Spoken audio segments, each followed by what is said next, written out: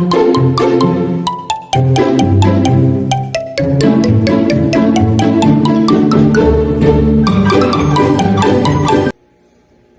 to all of you. Good afternoon to our Values Education Advisor, Ma'am Tolentino. And this is our presentation from Group 4 HERA from 7SS2, Module 4, Sama-samang Panalangin ng Pamilya. Before we start in our topic, let me introduce our team first. HERA Group 4 Leader, and I am that Angelica J. Tenorio. Assistant Leader, Rain Emerald Parilla, and our members are Gia Micaela Valdez, Dominador Teo Carta, and Roger Beck Macararas. At sa araw na ito, sa Module 4, ito ang mga paksang matututunan natin sa araw na ito. Paksa 1, panalangin bilang matibay na pundasyon ng pamilya. Paksa 2, kahalagaan ng sama-samang panalangin ng pamilya. Paksa 3, mga napapanahong hamon sa pagpapanatili ng sama-samang panalangin. At ang huli, paksa 4, paraan ng pakikibahagi sa sama-samang panalangin ng pamilya sa anumang sitwasyon. At para sa mga maaaring katanungan, tawagin natin si Roger Beck. Good morning. I am Roger Beck Di Macaranas from Group 4 HERA. At ngayon tatalakayin natin ang pangproseso ng pag-unawa, paksa 1. Bakit sinasabi na ang panalangin ng nagbibigay hininga ng isang tahanan? Sinasabi na ang panalangin ng nagbibigay buhay sa isang tahanan dahil ito ang nagiging daan upang mapalapit ang bawat isa sa Diyos at para makapag-isang layunin sa bawat isa. Ngayon naman, si Gia ang kasagot ng pangalawang katanungan. Magandang araw sa lahat. Ako ay si Gia Micaela J. Valdez ng Group 4 HERA. At sa pangalawang ikatanungan, ano ang personal na pangkahulugan mo sa panalangin? Kung ako ang itatanong, ang panalangin ay isang komunikasyon sa Panginoon at para mas maipatibay ang koneksyon sa ating Diyos. Sa ating paksa 2 naman, kahalagaan ng sama-samang panalangin ng pamilya. Kahalagaan ng sama-samang panalangin ng pamilya.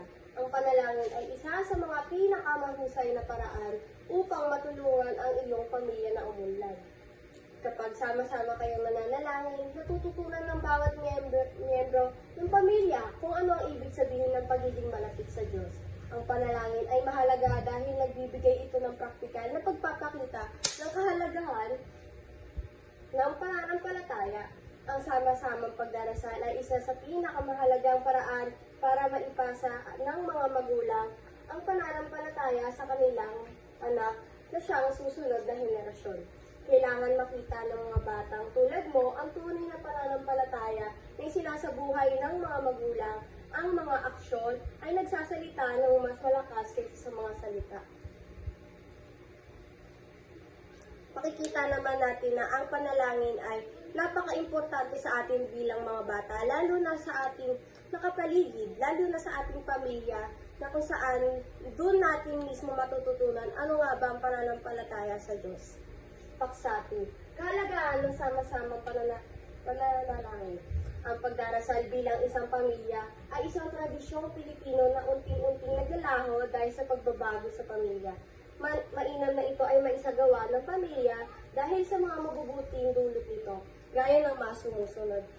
Let us, Roger, explain ano ang mga sumusunod na kautusan dito.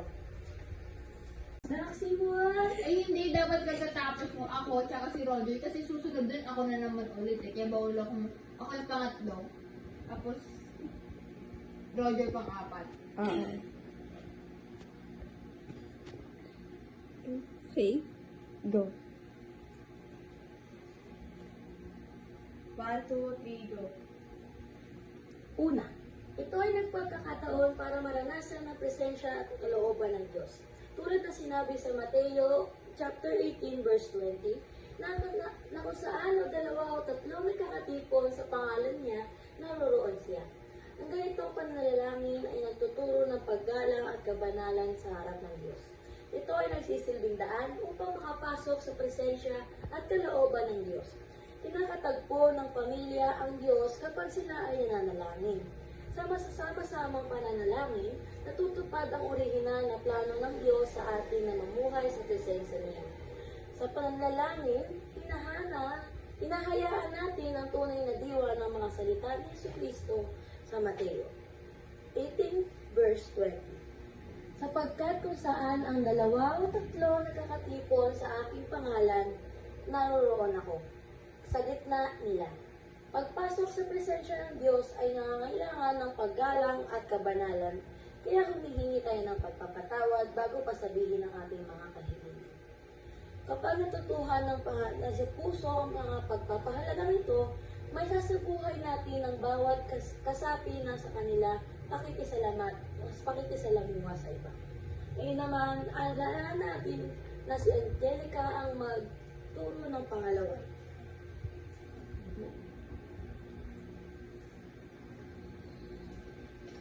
Pangalawa, ito ay nagpapakita ng pagmamahal sa Diyos bilang isang pamilya.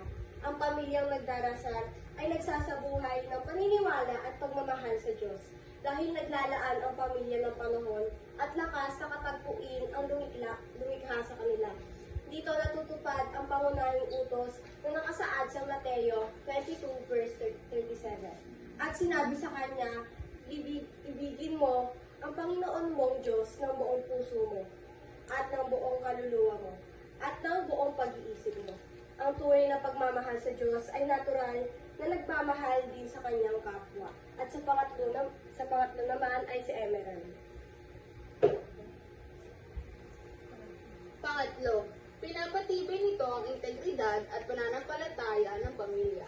Ang Diyos na tumatanggap ng ating mga panalangin ay isang banal na Diyos at nakasisiguro tayo na tutuparin niya ang kanyang mga pangako sa kanyang salita. Ito ang dahilan ng pagdarasal. Naniniwala ka na sagutin ang iyong mga dalangin, kaya pinapatatag nito ang integridad.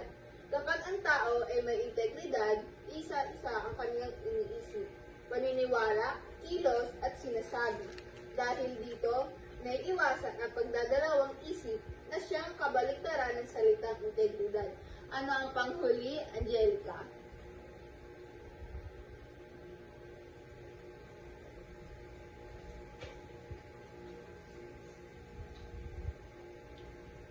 Pang-apat, pinaghuhusay nito ang katatagan ng pag-ibig at komunikasyon ng pamilya. Sa pananalangin ng pamilya, lahat ay nabibigyan ng pagkakataong makipag-usap sa Diyos at sa isa't isa. Ang mga naririnig na dasal para sa bawat kasapi ng pamilya, gayon din ang mga talatang binabasa ay napagninilayan. Ang mabubuting kahiligan para sa kasapi ng pamilya ay maaaring magbigay hilom sa mga pusong kahahapo at kasasaktan na siyang magpapatibay ng pagmamahalan. Pagsatatlo, mga napapalahong hamon sa pagpapanatili ng sama-samang pananalangin ng pamilya. Bagamat alam natin ang halaga ng pananalangin, bakit maraming pamilya ang hindi gumagawa nito o kaya ay hindi na isasagawa ng tuloy-tuloy? Ito ay dahil sa magkakaiba ang prioridad ng mga kasapi ng pamilya. Kawalan ng tiwala sa Diyos at dahil hindi nasasagot ang mga ipinagdarasal. Isa ring dahilan ay ang pagkaniya-kanya ng mga kasapi ng pamilya dahil sa mga gadget o media. Maaaring hadlangan ng media at teknolohiya ang pamilya sa pagdarasal ng sama-sama. Ilan sa mga ito ay kakulangan ng oras. Ang kakulangan ng oras ay isang pakiramdam o sitwasyon kung saan hindi sapat ang oras upang matapos ang mga gawain o responsibilidad. Ang oras ay mahalaga dahil nagbibigay ito sa atin ng pagkakataong gawin ang mga mahalagang bagay tulad ng pag-aaral, pagtulong sa bahay, at pagbibigay ng oras sa sarili. Kung hindi tayo marunong magplano at mag-organisa, ang kakulangan ng oras ay maaaring humantong sa stress o hindi pagkakatapos ng mga gawain. Matututunan ang tamang pagplano at pagprioridad ng mga gawain upang maiwasan ang kakulangan ng oras. Ang ilan sa mga paraan upang maging epektibo sa paggamit ng oras ay ang pagtuon sa mga mahalagang bagay muna. Pag-iwas sa pag-aksaya ng oras, ang buhay natin ay magiging mas balanse sa ganitong paraan at magkakaroon tayo ng sapat na oras para sa lahat ng kailangan nating gawin. At sige yan naman sa pangalawang sumusunod.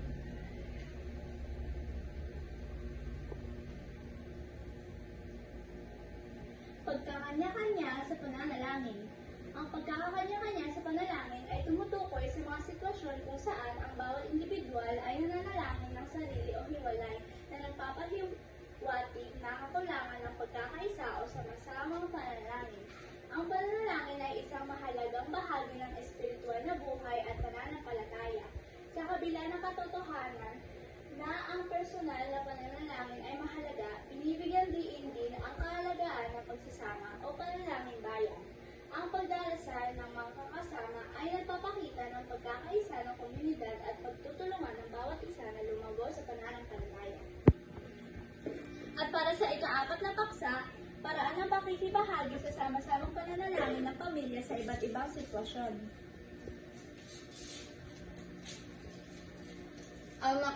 Ang makabuluhang pagdarasal ay maaaring gawin sa iba't ibang paraan. Sa pamilyang Pilipino, karaniwang ginagawa ang pagdarasal bago kumain at bago matulog. Bukod sa mga pagkakataong nabanggit, may mga iba pang paraan ng pakikibahagi sa sama-samang pananalangin, gaya ng mga sumusunod. Pag-awit ng papuri sa Diyos, ito ay isa sa magandang paraan ng pakikibahagi sa pananalangin. Sabi nga sa isang kasabihan na pag-awit ay 2 beses na panalangin.